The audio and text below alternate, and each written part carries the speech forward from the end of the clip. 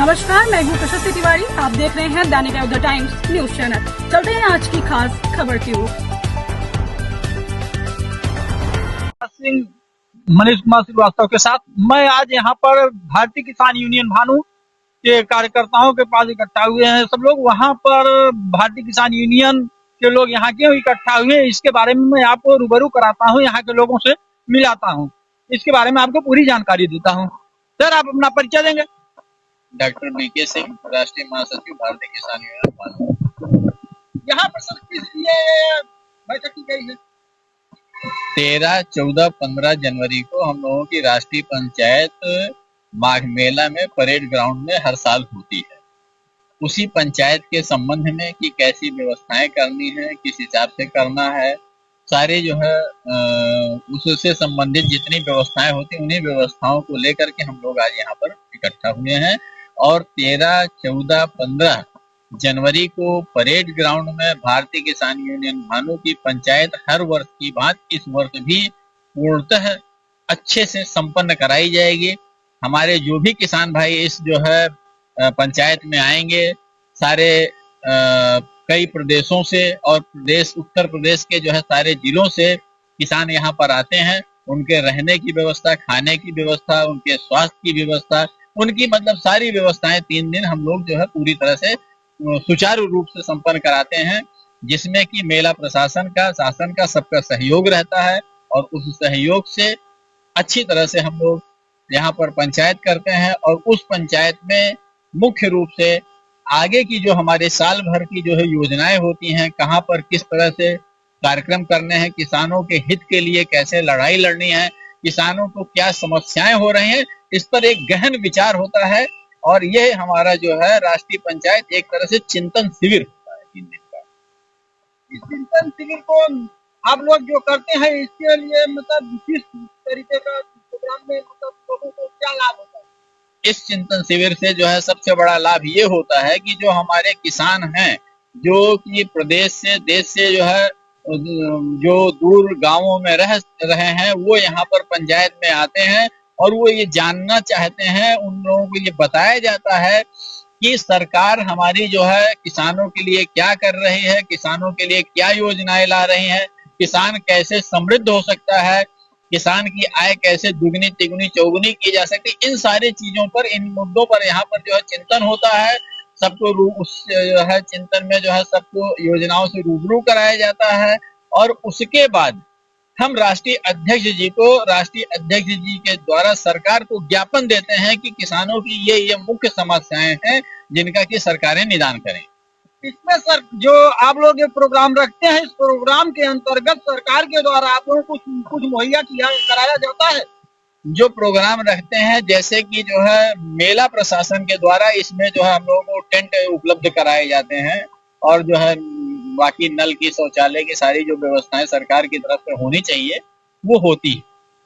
हाँ, इसमें सरकार का जो है देखिए, बिना मेला प्रशासन में के सहयोग के, बिना सरकार के सहयोग से इतनी बड़ी पंचायत जिसमें कि देश के हर जगह से, हर प्रदेश से, प्रदेश के हर जिलों के हर गांवों से जो लोग आते हैं किसान, वो जो है निश्चित रूप से जान लीजिएगा अगर प्रशासन का सहयोग नहीं होगा तो हम लोग उसको संपन्न नहीं करा पाएंगे। तो प्रशासन का पूरा सहयोग। इसमें क्या माना जाए कि कितने लोग लगभग आपके यहाँ के एक आंकड़ा कि इतने लोग आप लोग वहाँ इकट्ठा हो सकते हैं? सबसे बड़ी चीज ये है कि जो है जैसे कि ये किसान पंचायत है और सारी जो है लोग ये जानते हैं कि भारतवर्ष में किसानों की संख्या कम से कम आज के भी टाइम में 70% से कम नहीं है। तो 70% जिसकी जनसंख्या पूरे देश में हो, उसके आंकड़े के बारे में हमारा बता पाना जो है बहुत मुश्किल है। फिर भी जो है ये मान लीजिए कि कई हजारों की जो है संख्या होती है, उसी हिसाब से प्रशासन तैयारी करवाता है। देखिए, मैं जिला अध्यक्ष जी से होना चाहता हूँ। मैं रामबाबू सिंह, प्रदेश उपाध्यक्ष, भारतीय किसान यूनियन भानु। तो आपका क्या विचार है? अब हमारा विचार ये है कि अभी भैया बताए कि किसानों के हित के लिए हम लोग हमेशा संघर्ष करते रहते हैं और साल में एक बार माघ मेले में राष्ट्रीय अध्यक्ष जी की अगुवाई में सारी समस्याओं पर विचार किया जाता है। कुछ और बोलना चाहते हैं डॉक्टर साहब इनके बारे में? हाँ, देखिए जो है इस समय जो है अगर मुख्य रूप से देखा जाए तो किसान जो है 70% है, लेकिन उसके अलावा भी 30% जो लोग हैं वो सारे लोग ही प्राणी हैं। और मनुष्य होने के नाते मनुष्य को मुख्य रूप से अगर कुछ चाहिए तो अच्छा भोजन चाहिए, अच्छा पानी पीने के लिए चाहिए और अच्छी हवा चाहिए। लेकिन ये तीनों चीज आज की सरकारें मुहैया नहीं करा पा रही हैं, जबकि किसान भरपूर अन्न पैदा कर रहा है, किसान पेड़ लगा रहा है, लेकिन ये सरकारें पेड़ कटवा रही हैं। तो जो ये पेड़ कट रहे हैं, पहाड़ियां तोड़ तोड़ के खनन माफिया जो है अरबपति करोड़पति होते जा रहे हैं, उससे अगर किसी का नुकसान हो रहा है तो किसानों का ही नुकसान नहीं हो रहा है, बल्कि सारे जीवों का नुकसान हो रहा है। सारे जो है पशु पक्षी जितने भी हैं सब इस आपदा से कहीं ना कहीं प्रभावित होंगे।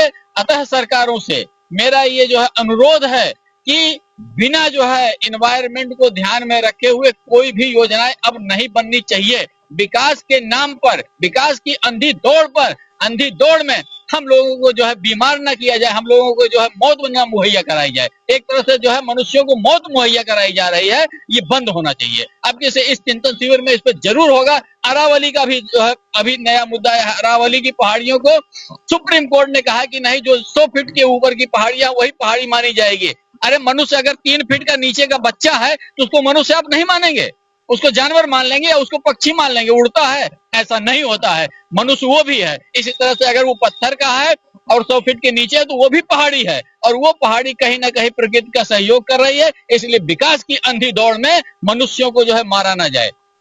जय जवान, जय किसान, जय जवान, जय किसान। जो न मानो झंडे से उसे मनाएं डंडे से। जैसा कि बारा क्षेत्र में आज हमने सुना है शाम को कि कुछ पत्रकारों ने वहां बालू माफियाओं के खिलाफ कार्यक्रम चलाया हुआ था चैनल पर अपने पेपर के माध्यम से, जिस पर कि वहां के थाना अध्यक्ष ने उनको कुछ गंभीर धाराओं में नियुक्त करके उनको परेशान करने के लिए धमकी दे रहे हैं। वहाँ भूमाफियाओं से वहां पर एक मीटिंग की गई है, उसके बारे में आप कुछ बोलना चाहेंगे? जी हाँ, मैं ये बोलना चाहूंगा कि सरकारें सचेत हो जाएं। ये ना सोचें कि जनता जो है हमेशा निरंतर जो है आपके जुल्म को सहती रहेगी। जनता जिस दिन उठ खड़ी होगी उस दिन सारे भूमाफिया खत्म हो जाएंगे और सारे ये खनन माफिया खत्म हो जाएंगे। जैसा कि पत्रकार ही एक आवाज उठाता है, हाँ। तो तक आवाज को पहुंचा, आज पत्रकार को ही धमकी है।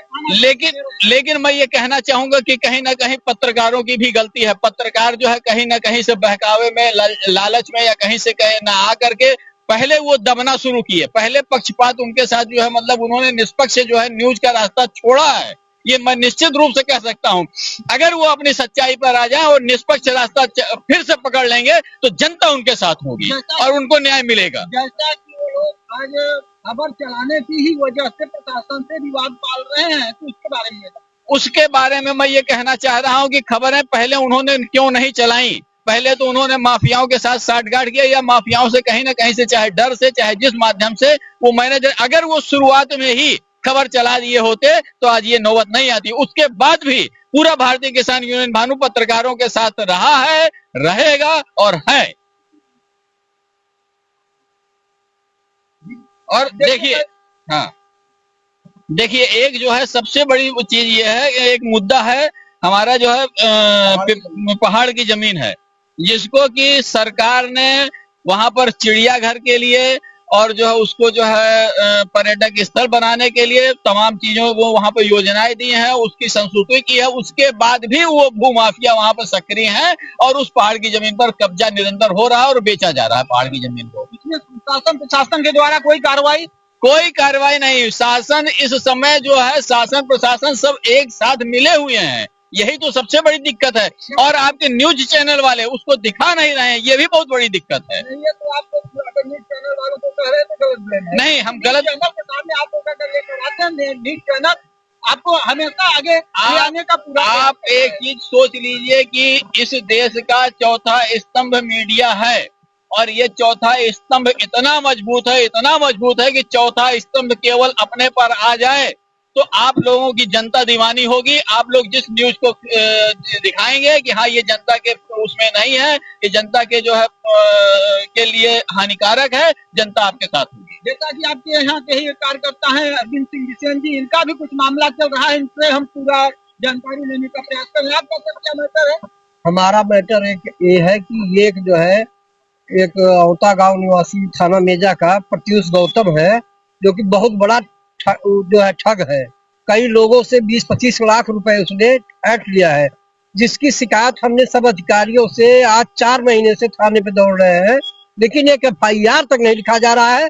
मैं इस सरकार का समर्थक भी हूँ, अच्छा मानता हूँ, लेकिन क्या अच्छा समझे जब एक FIR लिखने में जो है इतना पापड़ बेलने पड़ रहा है। हमारे जो है राष्ट्रीय महासचिव जी भी गए मिलने, सभी लोग कहे सुने, वही चल रहा है। 2-3 महीनों से बयान ही चल रहा है।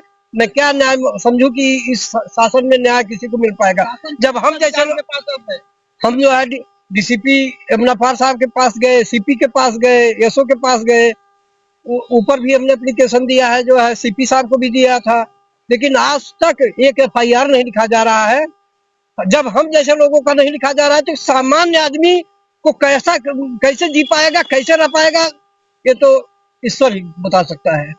जैसा कि हम आज देख पा रहे हैं कि आज सरकार जो भी वादाएं कर रही है, बातें कर रही है, वो केवल टीवी चैनल या मोबाइल या मतलब यूट्यूब चैनलों पर ही देखने को मिल रहा है, लेकिन आम जनता में अगर हम लोग टटोलते हैं, देखते हैं, खोजते हैं, प्रयास करते हैं, तो वहां पर सच्चाई कुछ और नजर आ रही है।